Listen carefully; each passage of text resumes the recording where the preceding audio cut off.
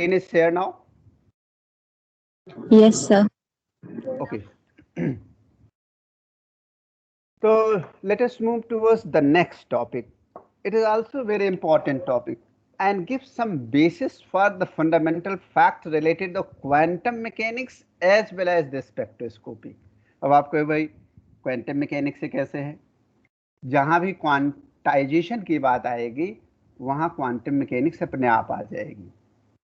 और इसके पहले जिन लोगों ने भी स्पेस क्वांटाइजेशन की बात करी थी, स्पिन की बात करी थी, उन सभी लोगों के लिए कोई एक्सपेरिमेंट एविडेंस नहीं था। ये स्टर्न एंड गार्लेक दो साइंटिस्ट थे जिन लोगों ने अपना फोकस इस बात पे किया कि what the space quantization and spin motion is there are the spin contribution is there for in the splitting of the spectral lines. Let us see it experimentally, and they did it. So finally what they did and how they designed the experiment and what was the outcome, let us see. So Stern and Garlick in 1921 performed an experiment which demonstrated directly that an atom placed in a magnetic field can take only certain discrete orientation with respect to the magnetic field, that is the space quantization. मैंने इसके पहले आपसे क्या बात करी थी? मैंने आपसे ये पहले ये बात करी थी कि अगर कोई भी एटम किसी मैग्नेटिक फील्ड में रखा जाएगा तो मैग्नेटिक फील्ड की एक पर्टिकुलर डायरेक्शन होगी और L और S मिल करके जो J एंगुलर मोमेंटम बनाएंगे, that is total angular momentum, वो उस मैग्नेटिक फील्ड के अराउंड प्रेशस करेगा और उसके प्रेशेशन के डिफरेंट एंगल होंगे, यानी उनकी स्टेट क्वांटाइज्ड होगी। वो इस बात पर निर्भर करेगी कि ml की वैल्यूज कितनी हैं।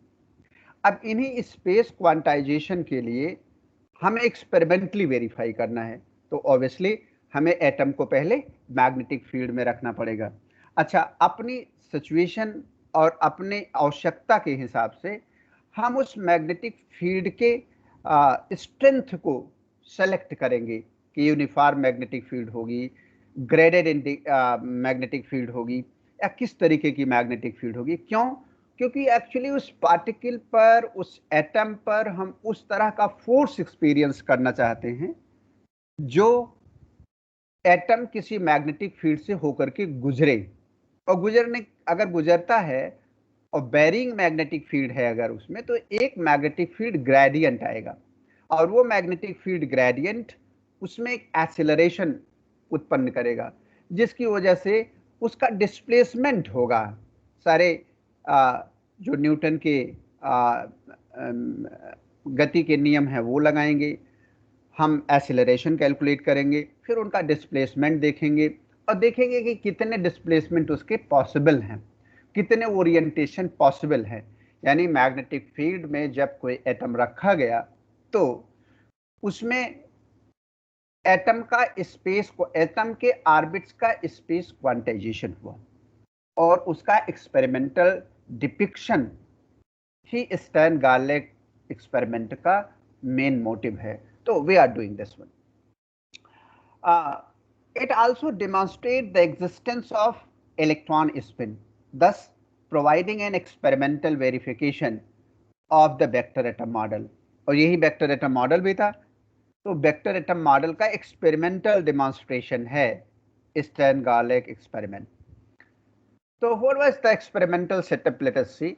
तो पहले क्या चाहिए, एक हमें एटम की एक स्ट्रीम चाहिए, यानी बीम ऑफ एटम चाहिए। तो इसमें न्यूट्रल सिल्वर एटम को लिया गया and that has been formed by heating the silver in a particular oven and fine slit to collimate the beam of silver atom. अब सिल्वर एटम को एक fine slit से गुजारा गया और गुजारने के बाद जो स्ट्रीम को हम मैग्नेटिक फील्ड के थ्रू गुजारेंगे।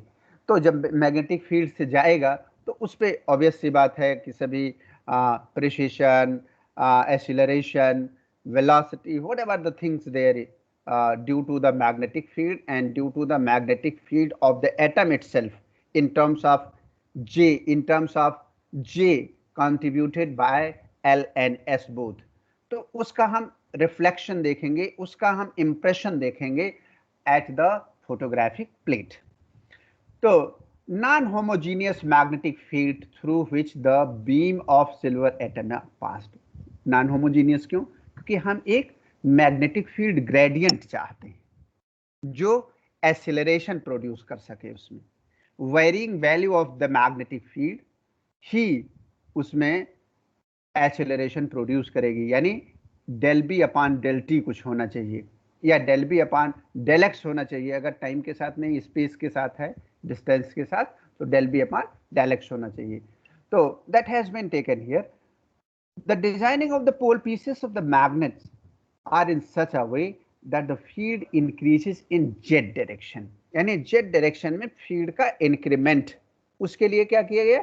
पोल पीसेस थी उनकी शेप को स्पेशली वैसे डिजाइन किया गया, so that the concentration of the magnetic field increases towards the z direction. The beam leaving the magnetic field received on the photographic plate. इसका impression photographic plate पर लिया गया. Then what happened actually? This is the experimental arrangement for your kind information, friends. There is the oven in which the silver atoms are produced and they are forced to go through a fine slit so that the stream of the silver atom should pass through that. And then after, obviously that atom will have its ml, s, l, all the things will be there. हमें उसमें कुछ create करने की जरूरत नहीं. Atom है तो obviously बात L भी होगा, उसके साथ S भी होगा. इनके कॉमन होने की वजह से J भी हो सकता है, Ml भी होगा. All those things will be there. And you might have seen here in the magnet. So there is a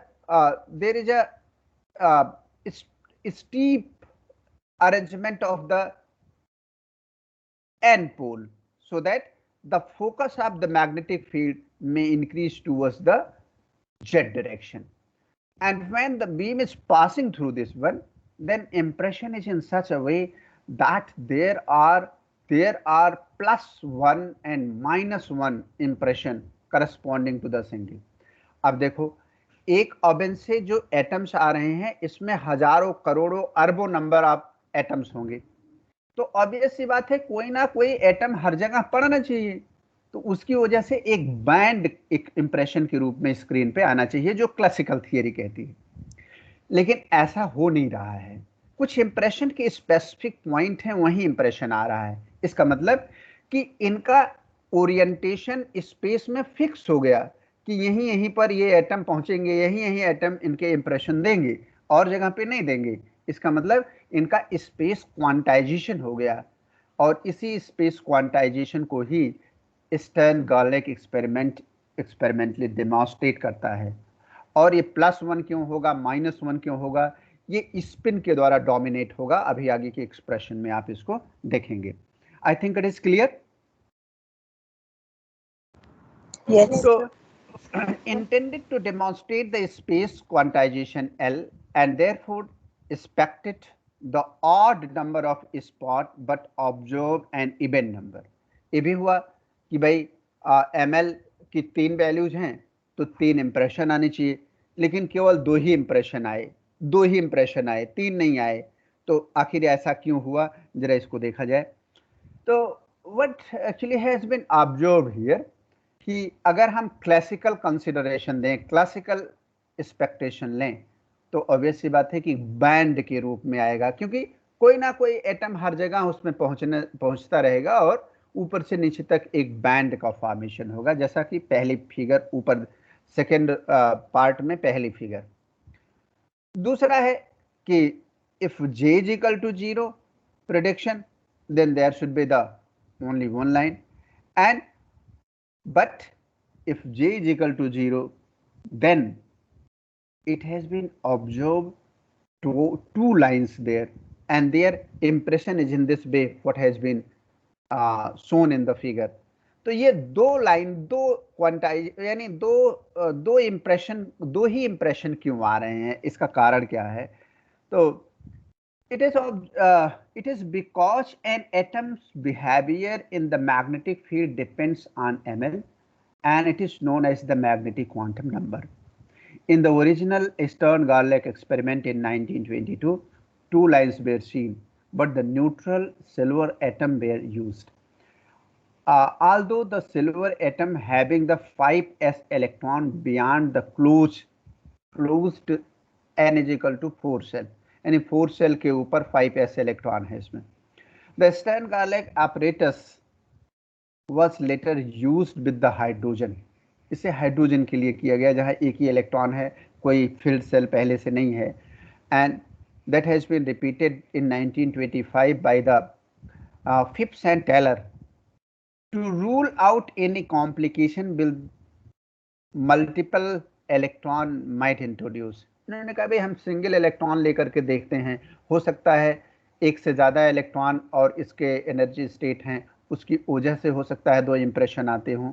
तो सिंगल इलेक्ट्रॉन की वजह से कैसे इंप्रेशन आएगा, इस एक्सपेरिमेंट को इन्होंने 1925 में रिपीट किया. But he got the same prediction and same demonstration as the Stern Gerlach was demonstrated in 1922. What was the observation? Let us see. On developing the plate, no traces of the direct beam was observed. यानी centre पर zero के corresponding कुछ नहीं मिला. Instead, two traces were obtained symmetrically situated with respect to the direct beam. ऊपर और नीचे यानी दो traces मिले. This means that the beam of silver atom is split into two discrete components. One bent in plus z direction and other is minus z direction. Experiment was repeated using other atom, and in each case the beam was found split into two or more discrete component. ये भी देख लीजिए कि कोई दो ही नहीं आई, और भी इससे ज्यादा भी आए, 4 भी आ सकता है, आप 6 भी आ सकता है. ये डिपेंड करता है स्प्लिटिंग कैसी हो रही है, यानी स्प्लिटिंग के लिए फंडामेंटली क्या सिचुएशन प्रिवेल कर रही है, उसका थियोरेटिकल इन्वेस्टिगेशन क्या है.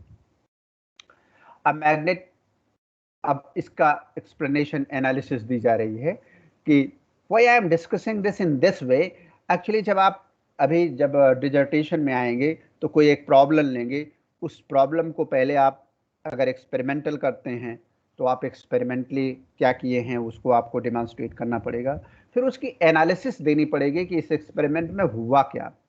अगर आप थियोरेटिकल काम कर रहे हैं, जिस पर मैक्सिमम लोग अभी भी करते हैं, तो आप पहले देखेंगे कि what is your target, number 1 point, and number 2 point, what the methodology, what the software, what the tools you are using, and then after the result, how you are explaining there, what is the analysis for that, why this peak is coming, why such type of variation in the graph is coming, all that you have to explain that. That is the explanation and analysis. तो इसमें क्या हुआ इस experiment में? A magnet experiences a net deflecting force in the non-homogeneous magnetic field, which depends on the orientation of the magnet in the field. Magnet in the field का मतलब atom itself एक magnet होगा, और field माने magnetic field जो लगाई गई है, तो उसमें मैग्नेट का क्या ओरिएंटेशन होगा, इस बात पर डिपेंड करेगा, और नॉन होमोजीनियस फील्ड पर डिपेंड करेगा कि उस पर कितना डिफ्लेक्टिंग फोर्स लगता है. Since atom are tiny magnet, they experience deflecting force when passing through the field. If an atom could have any orientation in the magnetic field, then for millions of atoms present in the beam, all possible orientation would be possible there, and they can obtain the beam would be deflected into a continuous band. यानी अगर कोई भी orientation adapt कर सकता था atom, तो चूंकि लाखों करोड़ों अरबों एटम हैं, तो वो कोई ना कोई पोजीशन तो पहला लिया दूसरा लिया, इस तरह से वो एक कंटिन्यूअस बैंड बनाएंगे, जैसा कि मैंने अभी आप पहले फिगर बनाई थी. But what happens there? In experimental observation, instead of band, there were discrete traces on the photographic plate. This showed that the atoms passing through the field were oriented in the space in discrete direction, so that the beam deflected in the certain discrete direction only and gave a discrete trace on the plate. This is the main observation. कि भाई जब atom पास हुआ और इस field से आगे जाकर के इंप्रेशन अपना दिया, तो डिफ्लेक्शन के बाद इसकी केवल कुछ निश्चित डिस्क्रीट डायरेक्शन ही हुई. जो ट्रेसेस थे बहुत ही क्लियर है कि एक प्लस जेड डायरेक्शन में और एक माइनस जेड डायरेक्शन में. दस the experimental results are quantitatively direct proof of the space quantization of atom, because they are adopting a particular orientation and consequently they are tracing the points at the photographic plate, and hence it gives the quantitatively the direct proof of the space quantization of the atom. The average transverse force experienced by an atomic magnet माने atom खुद जब magnet की तरह behave कर रहा है, traversing in the magnetic field. अब हम यहाँ से मैथमेटिकल एनालिसिस उसको दे रहे हैं. जब भी आप कोई थियोरेटिकल काम करेंगे तो उसकी मैथमेटिकल एनालिसिस भी देनी पड़ेगी कि what the formula, what the situation you have used there. तो एफ जेड एक फोर्स है जो जेड डायरेक्शन में उसे लगेगा. ये जेड डायरेक्शन प्लस भी हो सकता है, माइनस भी हो सकता है. बेरिंग फील्ड है del B Z upon del Z. यही बात मैं कह रहा था कि जेड डायरेक्शन में जब हम चल रहे हैं तो फील्ड वेरिंग हो रही है, ग्रेडियंट ऑफ द फील्ड है there, and multiplied by the magnetic moment, that is mu j z, where del bz upon del j the rate of change of magnetic field in z direction, and mu jz is the z component of total magnetic moment. z component यानी z direction में total magnetic moment mu जे का क्या value होगी. The relation between the total magnetic dipole moment and the total angular momentum is mu j. It all we discuss in case of vector atom model. That's why we are using the same thing in order to analyze the experimental outcome and demonstration of this Stern-Garlick experiment. So mu j is equal to minus g j e upon 2m into j and minus gj mu b 2 pi upon h into j. Need not to clarify that what is the mu b, already I have discussed this one. The possible component of mu j along z axis are given as this expression, that is g minus gj mu b 2 pi upon h into jz, and by putting the value of the jz, that is mj h upon 2 pi, and finally you will have the expression gj mu b and mg. The magnetic quantum number mj can assume a total 2j plus 1 values ranging from plus j to minus j. Thus fz can be given as del bz upon del z gj mu b mu j. इसकी value रखी गई है इन, क्योंकि मैं जो mu जे Z की value थी उसको यहाँ पर रखा गया कि हमें क्या इसकी वैल्यू मिलती है उसके corresponding. Under this force the atom of mass m have the transverse acceleration az, az direction में उसमें एक्सीलरेशन होगा, and that can be given by the expression that simply f is equal to ma, and by putting the value of fz you are getting this expression. And if Vx is the longitudinal velocity of the atom and d be the length of their path in the magnetic field, then the time t for which they experience the transverse force, that is equal to t is equal to d by Vx, but from the kinetic energy theory, the velocity Vx of an atom of mass m is obtained as half mv square is equal to 2 kt. 2 kt. Now, where k is the Boltzmann constant and T is the temperature of the oven. Actually जो भी acceleration उस atom में मिलेगा वो इस बात से मिलेगा कि ऑब्वियसली किस वेलोसिटी से उस ओवन से इलेक्ट्रॉन वो एटम बाहर आ रहे हैं, और वो इस बात पे डिपेंड करेगा कि what is the temperature of the oven.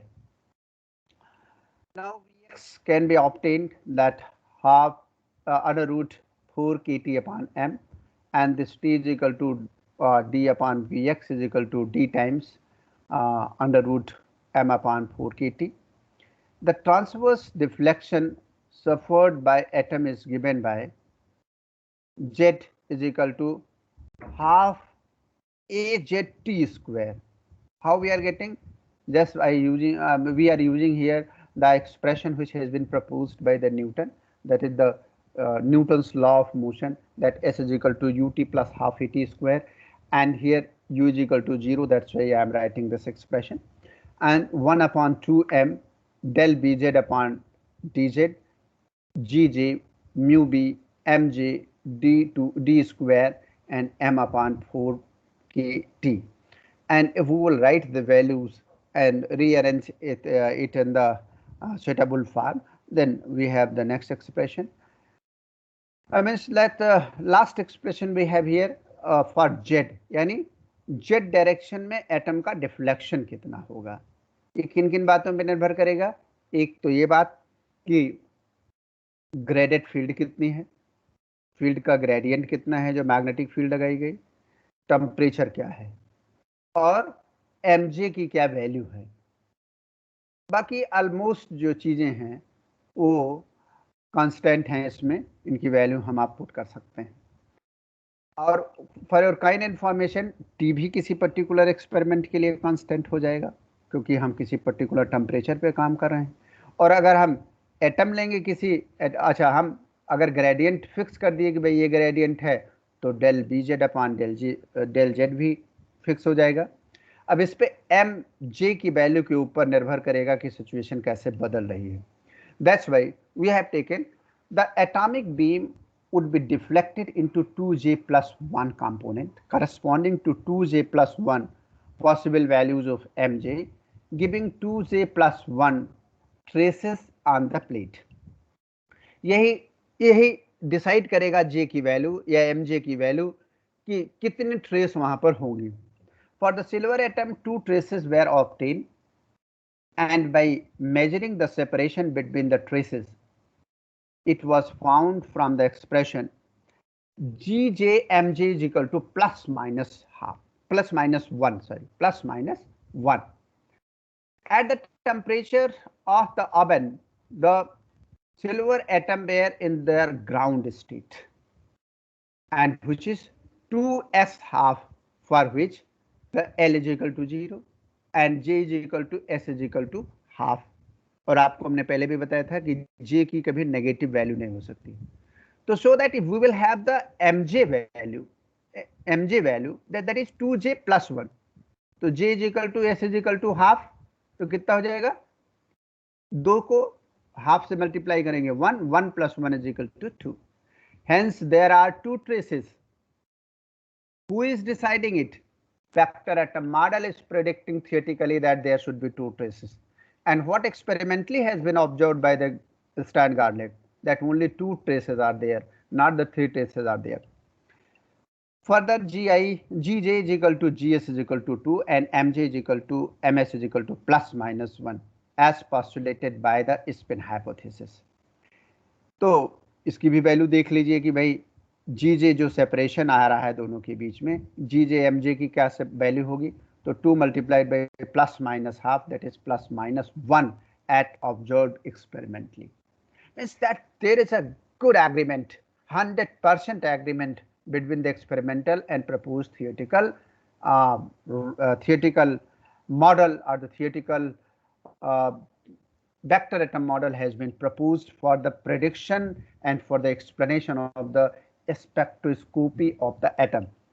तो एसेंशियल रिक्वायरमेंट क्या है, यानी इस एटम अगर हम इस एक्सपेरिमेंट को परफॉर्म करना चाहते हैं तो क्या एसेंशियली रिक्वायर्ड है, उसके बिना हम इस एक्सपेरिमेंट को नहीं कर सकते हैं. Number 1, need of inhomogeneous magnetic field. If the field were homogeneous, the atom would be experience only a turning moment and no deflection force is there. As such, we would not obtain the deflected component in spite of the orientation of the atom relative to the field. यानी इनका हमें deflection नहीं मिलेगा, भले ही इनका orientation है, फिर भी हम उस डायरेक्शन में, जेड डायरेक्शन में इनका ओरिएंटेशन नहीं पाएंगे. इसलिए मैग्नेटिक फील्ड का ग्रेडियंट होना बहुत जरूरी है. Number 2, atom not ions. We have no business to consider the ions there. Atom strictly required to do the experiment. Why?